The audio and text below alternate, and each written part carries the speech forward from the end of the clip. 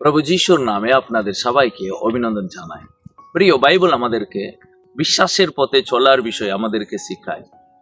বিশ্বাসের পথে চলার মানে হচ্ছে প্রভু আমাদের জন্য একটা নির্দিষ্ট পথ রেখেছেন, সেই পথে চলার জন্য তারই উপরে বিশ্বাস স্থাপন করার। তিনি আমাদেরকে সেই পথে নিয়ে যাবে। আমাদের প্রত্যেক জনের উপরে প্রভুর একটা পরিকল্পনা থাকছে। ওটা আমাদের পরিকল্পনা নাই, তারই পরিকল্পনা। কারণ তিনি আমাদের জীবনের জন্য একটা ইউনিক আগমন আর পরিকল্পনা প্ল্যান তিনি করে রেখেছেন। এই জগৎ আমাদেরকে শিখায় তুমি যেটা পারবে তার উপরে তুমি নির্ভর করো, তুমি নিজের শক্তির উপরে নির্ভর করো, তোমার নিজের কনফিডেন্সের উপরে তুমি নির্ভর করো।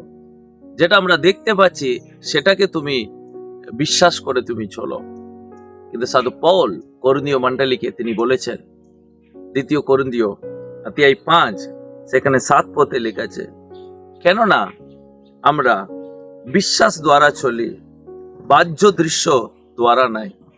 সাধু পৌল বলছেন আমরা এই জগতে আছি, কিন্তু আমাদের মূল উদ্দেশ্য প্রভুর কাছে যাওয়া।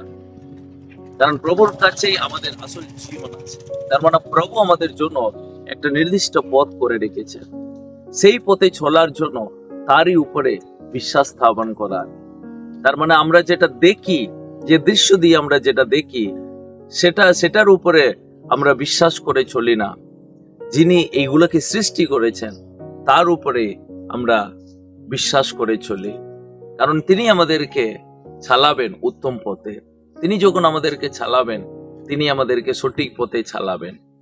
যখন বিশ্বাসের উপরে নির্ভর করে আমরা চলবো, তখনই ঈশ্বর আমাদের জন্য রাখার মহান পরিকল্পনাকে, চমৎকার জিনিসটাকে, চমৎকার আলৌকিকটাকে আমরা কিন্তু উপভোগ করতে পারবো। বাইবেল অনেক বিশ্বাস ঈশ্বরের দাসের সম্পর্ক আমাদেরকে শিখাচ্ছে।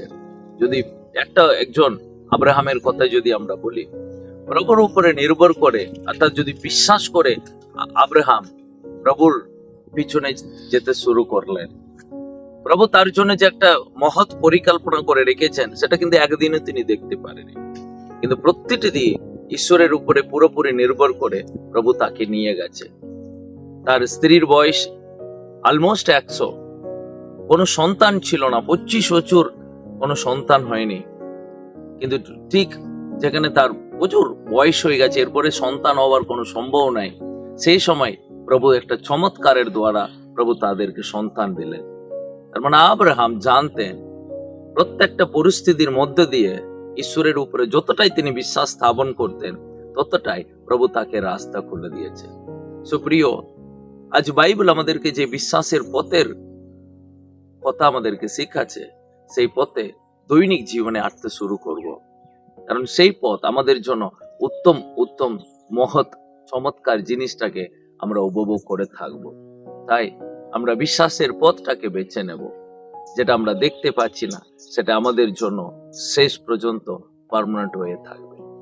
এই বাপ আপনাদেরকে অনেক আশীর্বাদ নিয়ে আসুন। God bless you.